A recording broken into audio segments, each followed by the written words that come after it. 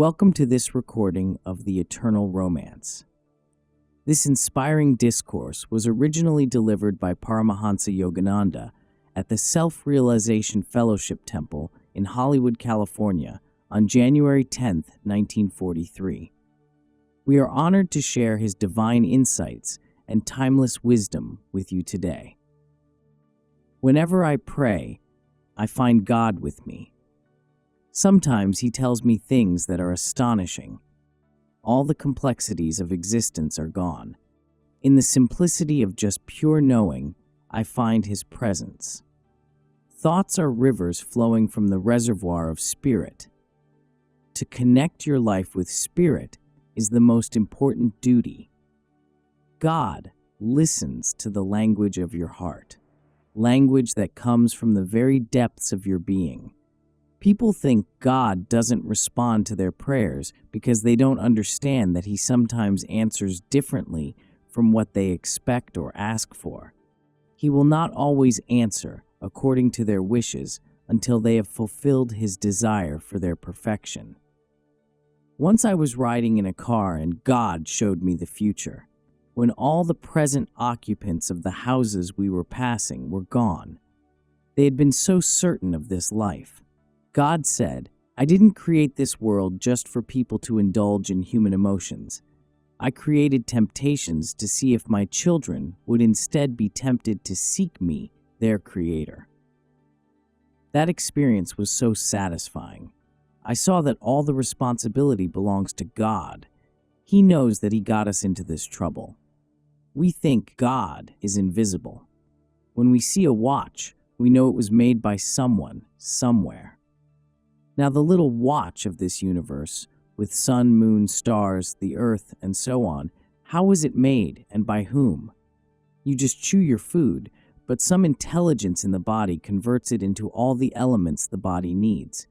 Who gave you air to breathe, and who created the relationship between air, life, and body? How can you doubt him? He is present behind everything. Him whom I looked for in the clouds and everywhere, I find in every motion of my body and enthroned on the stillness of my mind. Whenever I want to know something, God talks to me. He guides me or tells me what to say, or people tell me things, and I suddenly realize it is he who is talking to me through them. When I conducted the service last Sunday, as soon as I prayed, he came as a great light before me. They said I gave one of my best lectures that day. Then came the afternoon class, and finally the evening lecture.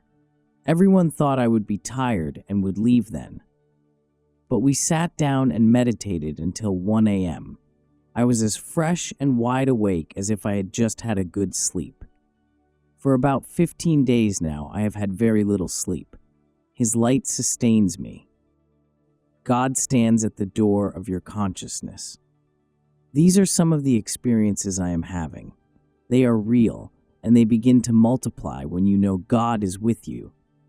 He will not give such experiences just to attract you, but only when you convince him that you refuse anything less than proof of his presence. It isn't that he is partial to me. He would do wonderful things for you if you would only love him. He loves all. He stands at the door of your consciousness, but you will not let him in. I am seeing increasingly that he is seeking us far more than we are seeking him. He is not indifferent to us. We are indifferent to him. So you must seek him sincerely with great intensity of mind. You may think he is not answering you, and that is when most people become discouraged and stop. But it is he who has kept you going that far, and you must not give up. When doubt comes, say, well, how am I moving my hands? How is my digestion working? How does my breath ebb and flow? He must be there. He is there. Since you are so dependent upon that power, why not turn to that power? When you are persistent every day in showing that you love him above all things, then whenever you wish anything, it will happen. I asked God why he made this creation. Was it necessary for you? He answered, no, but I had no one to share my joy. And so he became the creator, but with one condition. He would impose on himself the same yearning and seeking that he imposes on his creatures. Everyone is seeking something for the happiness he hopes it will give. But people don't find true happiness because every avenue of material gain ends in a blind alley. You want a thing only until you have it. When you get it, the pleasure diminishes until the joy is gone. Most people think there is nothing more to life than to be born, to marry, to produce children, to make money, to grasp at elusive pleasures, and to die. But that is not so. God says, I have imposed the same difficulty on myself as on my children. As they are not finding fulfillment, so have I not found what I want. And what is God longing for? Our love, our attention. He has made it very difficult for himself because he gave man free will to seek him or reject him. He says, I am pursuing every heart, waiting for my children to spurn my creation and turn toward me.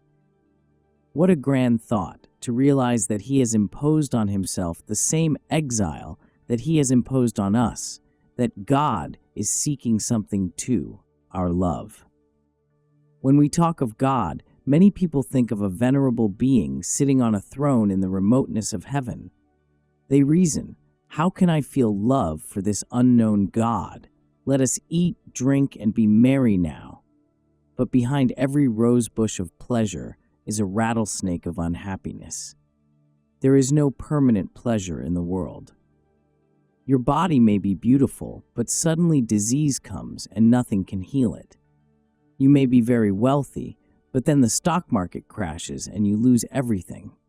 Why should we suffer these disappointments? Well, God is similarly disappointed because he wants us and we have denied him our love. So he is suffering too because he has caused this separation. And unless we choose to go to him willingly, he cannot free us or himself from suffering. The desire behind all desires. For a little while you can be happy with worldly things, but inside there is a void. Everything bores you in time. I realized that even in my childhood, I envisioned myself in every kind of situation. And when I could not picture an experience for myself, I looked at someone else who lived that life, which I thought seemed nice, and I saw unhappiness and discontent. That is why I didn't get caught in any of those traps. I saw that somebody is using our hearts to enjoy things and to love others. But then he takes away that object of our love, as in death, or suddenly the love grows stale and is gone. Where is that love? It is God playing hide and seek with us. It is he whom we should seek. I don't bow to a God we have to fear. I say, thou art nearest of the near, dearest of the dear, closer than the closest. I tell him anything that is on my mind, and he answers me. Who else could love like that? He was always behind me, knocking at the gates of my life, waiting to get in. I found that no matter what I had sought in this world, through incarnations, it was he whom I really sought. Every time I satisfied a desire, there was no joy in it anymore. In the desire for money, sex, human love, people are really seeking but one thing, happiness, and that is God. I remain drunk with that happiness day and night. It is not an abstract state of mind that happiness can talk to you. It is just behind the ether out of which all creation sprang. That happiness is God, and it is folly to seek or limit your love to anything else. I could never give my love completely, even to my mother, whom I loved so dearly, because I knew that behind her was someone who loved me through her. Ignorance means not using the power God gave you. One of the illusions of life is to continue to live helplessly. As soon as you say, it's no use, it becomes so. The ghost of ignorance is right within you. Ignorance means not using the power God gave you. Why are you saying and doing the same harmful things over and over every day? To think you cannot change at will is delusion. You must be able to change, to expel harmful habits immediately when you choose to do so. Most people always behave in a predictable, characteristic way because they have become habit-bound. But if a person inwardly changes his habit patterns, others notice and say, he is a different person, even though outwardly his appearance has not changed. Don't remain the same day after day. Look within and see if you are still bound by the same old habits that people have recognized year after year. If you are, take the sword of wisdom and cut out those habits. Then use your God-given discrimination to remake your life into a worthier image. I made some resolutions for this new year about little things I had neglected and about removing from this mansion of my life unnecessary luxuries that fill up precious gaps of time. I did not tell anyone about them. The hardest tests came in the first 8 days after I made the resolutions. Everything seemed contrived to make me break them. But on January 1st, with God's help, I had firmly removed all contrary inclinations from my mind, so nothing could bend my will. You are your own greatest enemy when you say, "It can't be done." You will be surprised at how much freedom God has given you to change your life. Don't wait until the body is riddled with disease, until it can make the mind weak, for then the fight is harder. You are not flesh and blood. You are the light in this body. Immortality is caged in this little form, and it wants to get out. Recently, 2 disciples were standing beside me, and suddenly I saw them as in an X-ray. Flesh and bones and organs, everything, and a great light was coming from them. When God is with you, all matter changes into electric shadows. Everything becomes ethereal. These experiences are not figments of imagination. They are manifestations of truth. God is the most lovable being.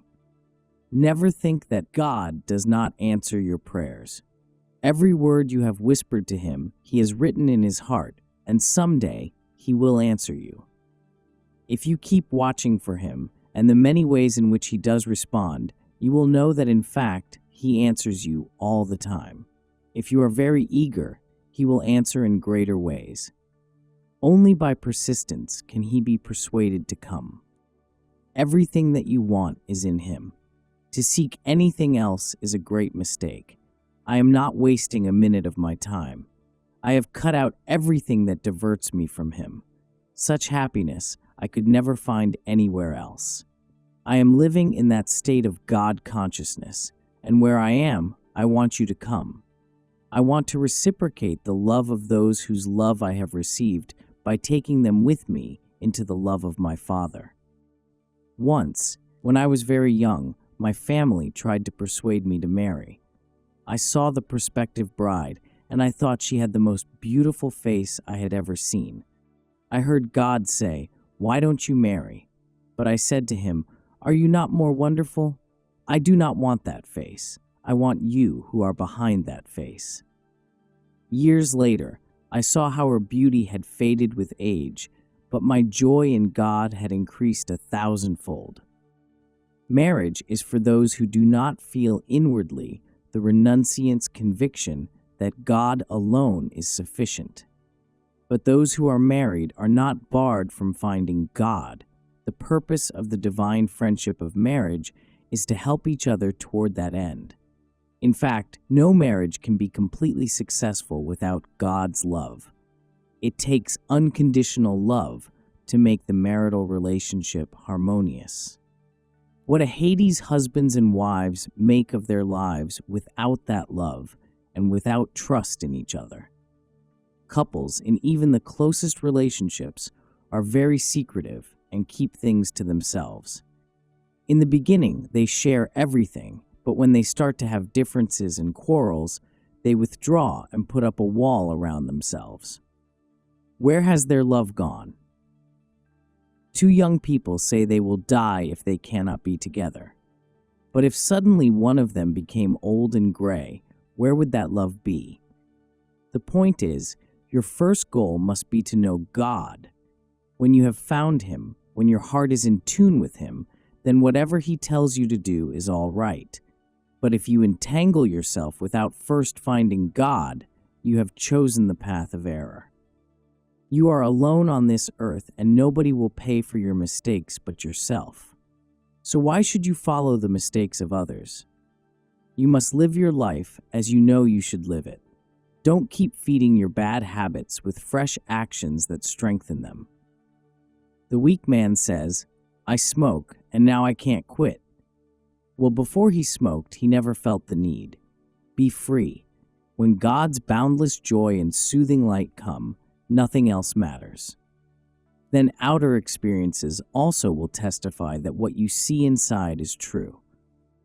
There is more to life than appears outwardly. It is a great delusion to think there is no more to life than appears outwardly. Your real life is with God, and to go back to Him is the reason we are here. He took the trouble to create this world to entertain us, and He wants us to see it as His play. All things betray thee, who betrayest me. To go after worldly pleasure and forget God is to set a course to unhappiness. Evil promises happiness and gives sorrow. Would you pick a flower if you knew its mere touch was poisonous? No, the only lasting happiness is found in God. Sit quietly and pray deeply, devotedly.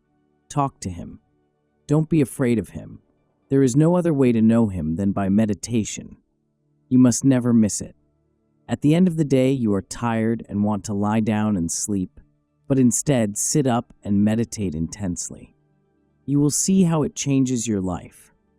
After deep communion with God, 4 or 5 hours of sleep will be enough. Beyond that, you drug yourself. Use the rest of your time to meditate. I hardly see anyone these days. I want to be only with those who talk with God. The less you engage in idle talk, the better it is. The less you mix with others who just waste your time, the better it is for your spiritual life. Seclusion is the price of greatness. This short season of life will be gone before you realize it. Reap the harvest of divine happiness that nothing can take away. It is not impossible. You have only made yourself think it is impossible. The power of God is within you, so when your mind tells you a thing can't be done, say to that thought, "Get out, it can be done." And it will be if you make up your mind. Why waste your time on spurious pleasures? Go to the very source. If you remain in that happiness all the time, you will also be happy in the world. You will see that all disease and suffering are but short-lived nightmares of the body. Every day is a battle, and you must fight. Saints have the greatest battles, but their struggles mean nothing to them after a while, because they have found God. Think of the life of Saint Francis. Very few saints suffered as he did, painfully ill and blind, yet he healed the sick, and even after his own death, he raised the dead. Such was the power of his love for God. God is not remote from His creation. He is always with us. You don't see the breeze, but you know it is there. He who made the breeze and us, He is here. Every time I move my hands and feet, I see it is He who is moving them. The whole universe trembles with His presence. There is no other reality. This life is a cosmic motion picture. As soon as God comes, everything becomes light and dances in His light. When you see a motion picture and forget it is entertainment, you react to it as though it were real. But when you see it as a picture, you do not agonize over the portrayal of suffering, violence, and death. It is God's play of light and shadow that has made creation appear as it does to us. When you realize this, you see it as a dream motion picture. But woe unto you if you don't realize this. You will be hurt and feel alone and forsaken. Wake up. Know that God is with you, and that when death comes and no one can be there to help you, God and Guru will be there. People who have earthly wealth have nothing without the riches of God. They can take nothing material with them when they die. But those who have cultivated good qualities are the truly rich, because they carry that treasure with them beyond the portals of the grave. Many think they are not suited for the spiritual life, but that is Satan's greatest lie. Satan is ignorance. God tells me that the only path we are fitted for is the path that leads to Him. That is why nothing else satisfies us. So it is false reasoning to say you are not ready for God yet. Every heart is suffering, and everyone who suffers is ready. A square peg does not fit in a round hole. This earth can be compared to the round hole, and your life is the square peg.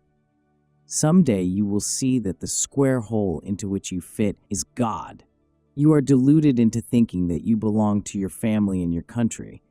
There is no America. There is no India. For me, all countries are mine because they are God's, and all families are mine because they are God's.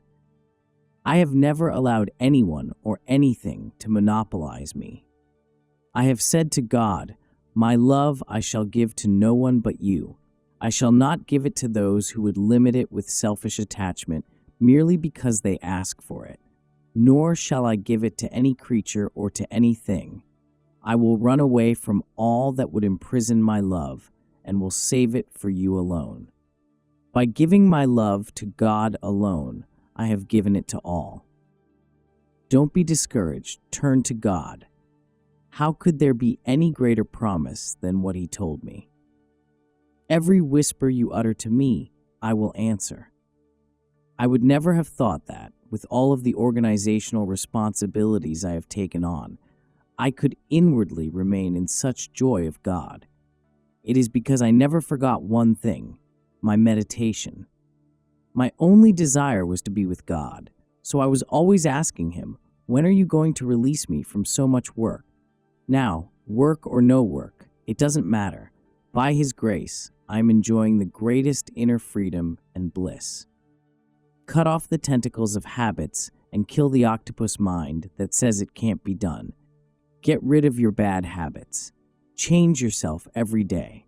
Don't be overwhelmed by all your responsibilities. Life was given that we might find the eternal life. Peace was given that we might find the eternal peace. Desire was given not to be used for material things, but that our need for the infinite be satisfied. If you would but seek Him a little more urgently, you would find Him. Doubt not. Before I came to America, one day I prayed and prayed to God until I felt my brain would burst. I cried to Him, "I don't know what awaits me in America, but if anything takes me away from you, I don't want to live. Give me a sign that it will be all right." Suddenly there was a knock at the door. I opened it, and there a saint was standing. He said, "God tells me to tell you, follow the behests of your guru and go to America. Fear not, you shall be protected." When he saw that I wanted to go with him, he said, "Don't try to follow me." I tried, but found that my feet would not move. In America, the saint's words have come true. I have loved nothing more than God, and because of that allegiance, He has remained with me. One night in Boston, during a period of intense activity, I prayed that I wanted to run away, lest I lose Him in the midst of all the demands placed on me. But God said to me, "Keep on with your work, of course. You are doing it for me. When you are busy, you are all the time telling yourself that you are wasting your time if you are not with me. But you are with me." After that, I was in ecstasy for 7 months.